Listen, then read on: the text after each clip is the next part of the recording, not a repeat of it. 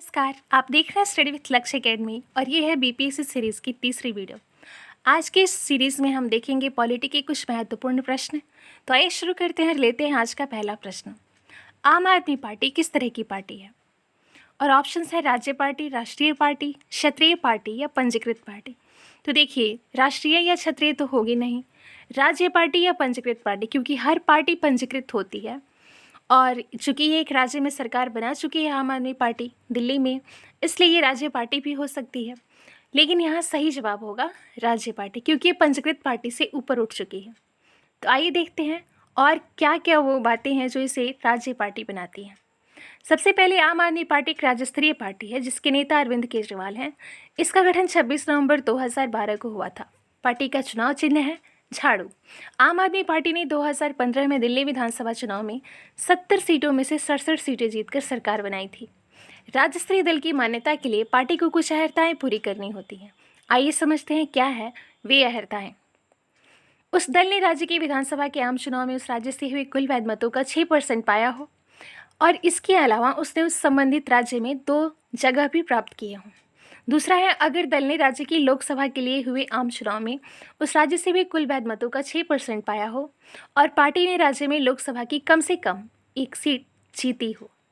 तीसरा है, अगर उस दल ने राज्य की विधानसभा के कुल स्थानों का 3% यानी 3 सीटें इनमें से जो भी ज़्यादा हो प्राप्त किए हों। चौथा है, अगर प्रत्येक 25 सीटों में से उस दल ने लोकसभा की कम से कम 1 सीट जीती हो। पांचवा है, अगर पार्टी ने राज्य में लोकसभा के लिए हुए आम चुनाव में या विधानसभा चुनाव में कुल वैध मतों का 8% पाया हो तो वह पार्टी एक राज्य पार्टी, यानी जो भी पार्टी इस तरह की सारी अहर्ताएं पूरी करती हैं वो एक राज्य पार्टी कही जाएंगी, जिन्हें आम आदमी पार्टी पूरी करती है। तो इसलिए आम आदमी पार्टी एक राज्य पार्टी है। आइए लेते हैं अगला प्रश्न। अगला प्रश्न है, निम्न संवैधानिक उपचारों में से किसी पोस्टमार्टम भी कहा जाता है? और सही जवाब है अधिकार परीक्षा। आइए समझते हैं कैसे। भारतीय संविधान में संवैधानिक उपचारों में अधिकार परीक्षा को पोस्टमार्टम भी कहा जाता है। अधिकार का मतलब है किसी प्राधिकृत या वारंट के द्वारा इस रिट को न्यायालय में किसी व्यक्ति द्वारा सार्वजनिक कार्यालय में दायर अपने दावे की जांच के लिए जारी किया जाता है। इसलिए किसी व्यक्ति द्वारा लोक कार्यालय के अवैध अनाधिकार को ग्रहण करने से रोकती है। इस रिट को पूरक सार्वजनिक कार्यालयों के मामले में तब जारी किया जा सकता है जब कार्यालयों का निर्माण संवैधानिक हो। इसे मंत्री स्तरीय कार्यालय या निजी कार्यालय के लिए जारी नहीं किया जा सकता। तो ध्यान में रखिएगा कि अधिकार परीक्षा जिसे मंत्री स्तरीय कार्यालय या निजी कार्यालय के लिए जारी नहीं किया जा सकता, इसे पोस्टमार्टम के नाम से भी जाना जाता है। नेक्स्ट प्रश्न है, निम्नलिखित भारतीय राज्यों में से किसकी राज्य विधानसभा में सदस्यों की संख्या अधिक है? तो अगर आपको राज्य के विधानसभाओं में सदस्यों की संख्या याद हो तो यहाँ सही जवाब हो जाएगा हिमाचल प्रदेश। आइए देखते हैं किस विधानसभा में है कितनी सीटें। सबसे पहले ये समझते हैं कि भारतीय संविधान के भाग 6 के अनुच्छेद 170 में राज्य के लिए विधानसभा के गठन का प्रावधान है। विधानसभा के प्रतिनिधियों को प्रत्यक्ष मतदान से वयस्क मताधिकार के द्वारा निर्वाचित किया जाता है, जिसकी अधिकतम संख्या 500 और निम्नतम 60 तय की गई है। विधानसभा की सीटें राज्यों की जनसंख्या के आधार पर आवंटित की जाती हैं। हालांकि अरुणाचल प्रदेश, सिक्किम और गोवा के मामले में यह संख्या 30 तय की गई है, जबकि मिजोरम, नागालैंड के मामले में 40 और 46 निर्धारित की गई, यानी मिजोरम में 40 और नागालैंड में 46। तो आइए समझते हैं किस में है कितनी सीटें। यहाँ अरुणाचल प्रदेश में है 60, हिमाचल प्रदेश में है 68, मणिपुर में है 60 सदस्य और मेघालय में है 60 सदस्य। वहीं अगर बिहार की बात करें तो बिहार में राज्य विधानसभा में कुल 243 और राज्य विधान परिषद के लिए 75 सीटें हैं। तो ध्यान में रखिएगा, विधानसभा में 243 और विधान परिषद में 75 सीटें। क्या कमेंट बॉक्स में आप ये बता सकते हैं कि बिहार को राज्यसभा में कितनी सीटें मिली हुई हैं? लेते हैं अगला प्रश्न। भारत के वरीयता क्रम में निम्न में से कौन पहले आता है? और यहाँ देखिए ऑप्शन है यूपीएससी का अध्यक्ष, मुख्य चुनाव आयुक्त, नियंत्रक महालेखा परीक्षक, उच्च न्यायालय का मुख्य न्यायाधीश, एक से अधिक या कोई नहीं। तो सबसे पहले तो आप ये ध्यान में रखिएगा कि हर बार यहाँ से एक प्रश्न ज़रूर होता है। अगर आपने इस क्रम को ठीक से याद कर लिया तो समझिए आपका एक प्रश्न या एक नंबर तो कन्फर्म है। तो आइए सबसे पहले देखते हैं, यहाँ तो आपका आंसर हो जाएगा ई। आइए समझते हैं इस क्रम को। वरीयता क्रम में शीर्ष स्थान पर राष्ट्रपति है। भारतीय राज्य व्यवस्था में कई पदाधिकारियों का वरीयता क्रम कुछ इस तरह है। पहले राष्ट्रपति, फिर उपराष्ट्रपति, प्रधानमंत्री, चौथे पे राज्यों के राज्यपाल अपने राज्यों में, पांचवा है भूतपूर्व राष्ट्रपति, फिर 5 के ए में है उप प्रधानमंत्री, छठा है भारत का मुख्य न्यायाधीश और लोकसभा अध्यक्ष। भारत का मुख्य न्यायाधीश और लोकसभा अध्यक्ष दोनों बराबर के सम्मान पाने वाले हकदार हैं। सातवां है केंद्रीय कैबिनेट मंत्री, राज्य के मुख्यमंत्री अपने अपने राज्यों में, राज्यों के मुख्यमंत्री अपने अपने राज्य में, योजना आयोग का उपाध्यक्ष, पूर्व प्रधानमंत्री और संसद के विपक्ष के नेता। तो ये सभी एक बराबर आते हैं। 7 के ए में है भारत रत्न के सम्मान के धारक और 8वां है राजदूत, 9वां है उच्चतम न्यायालय के न्यायाधीश।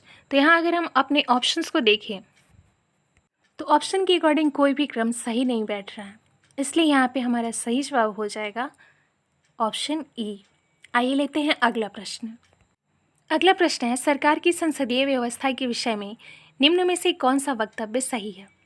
पहला है विधायिका न्यायपालिका के प्रति जवाबदेह है। दूसरा है विधायिका कार्यपालिका के प्रति जवाबदेह है। सी है विधायिका और कार्यपालिका दोनों स्वतंत्र हैं। चौथा है राष्ट्रपति न्यायपालिका के प्रति जवाबदेह है। और ऑप्शन ई है कोई नहीं या एक से अधिक। तो यहाँ सही जवाब होगा कोई नहीं या एक से अधिक। आइए समझते हैं कैसे।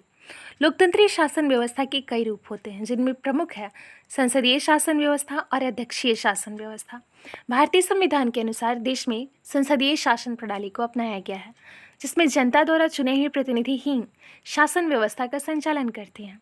संसदीय शासन प्रणाली को मंत्रिमंडलीय शासन प्रणाली भी कहा जाता है। इस प्रणाली में संसद विधि निर्माण की सर्वोच्च संस्था होती है और कार्यपालिका अपने सारे कार्य के लिए संसद के प्रति जवाबदेह होती है। संसदीय शासन प्रणाली में कार्यपालिका का अस्तित्व विधायिका में उसके विश्वास प्राप्ति यानी बहुमत तक रहता है। भारत की राजनीतिक व्यवस्था में संपूर्ण सत्ता केंद्र और राज्यों के मध्य संवैधानिक रूप में होती है और भारतीय प्रशासनिक राजनीतिक व्यवस्था विशुद्ध रूप से लोकतांत्रिक गणतंत्र है। वहीं अध्यक्षीय शासन व्यवस्था को राष्ट्रपति शासन प्रणाली के नाम से भी जाना जाता है, जहां कार्यपालिका शक्ति राष्ट्रपति में निहित होती है। राष्ट्रपति शासन प्रणाली का सर्वोत्तम उदाहरण अमेरिका है। तो यहाँ कई बातें ध्यान देने लायक हैं, तो मैं फिर से रिपीट नहीं करना चाहूँगी, लेकिन एक बात यहाँ जो ध्यान देने के लिए है अभी तुरंत में, वो यह है कि कार्यपालिका की शक्ति राष्ट्रपति में निहित होती है। ये प्रश्न भी कई बार पूछा जाता है कि कार्यपालिका की शक्ति किस में निहित होती है, तो राष्ट्रपति में। और राष्ट्रपति शासन प्रणाली का सर्वोत्तम उदाहरण देश कौन सा है? वह है अमेरिका। लेते हैं अगला प्रश्न। निम्न में से कौन भूमि रिकॉर्ड अधिकारी है? और सही जवाब है पटवारी।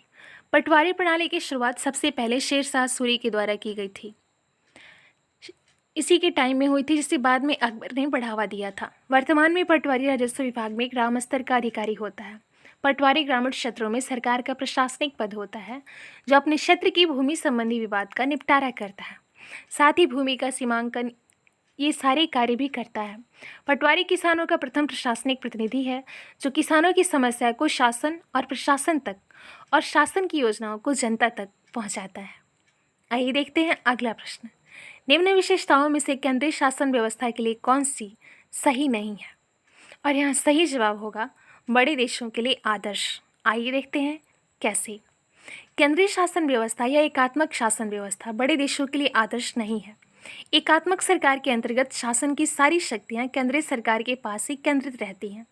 सारे देश में एक कार्यपालिका, एक विधायिका और एक न्यायपालिका ही होती है। हालांकि उनको केंद्रीय सरकार द्वारा कोई महत्वपूर्ण शक्ति नहीं दी जाती है। अगर कोई शक्ति दी भी जाती है तो वह केंद्रीय सरकार के नियंत्रण में ही काम करती है।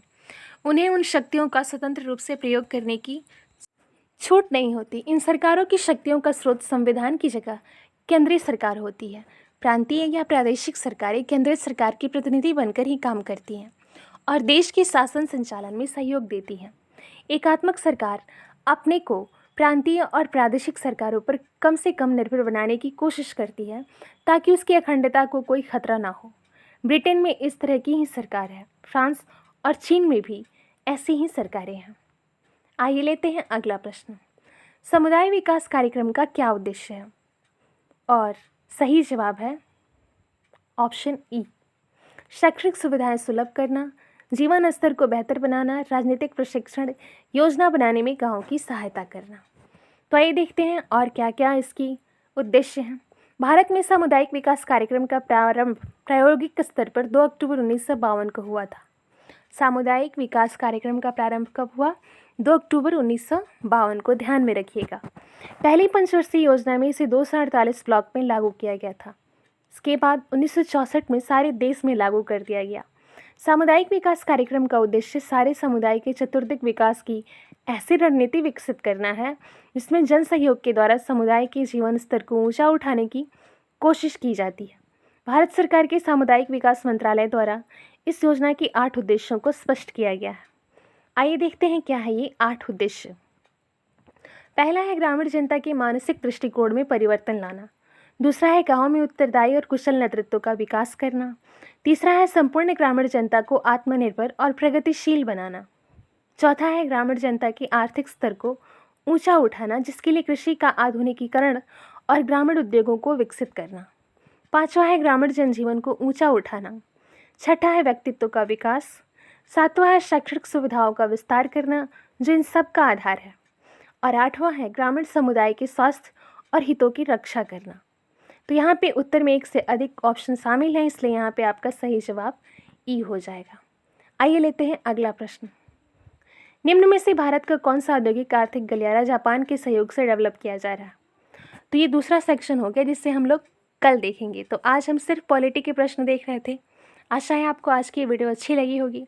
अगर वीडियो अच्छी लगी हो तो शेयर, सब्सक्राइब और लाइक ज़रूर कीजिएगा। मिलते हैं फिर नेक्स्ट वीडियो में। आप देखते रहिए स्टडी विथ लक्ष्य एकेडमी, क्योंकि सीखना बंद तो जीतना बंद। नमस्कार, धन्यवाद।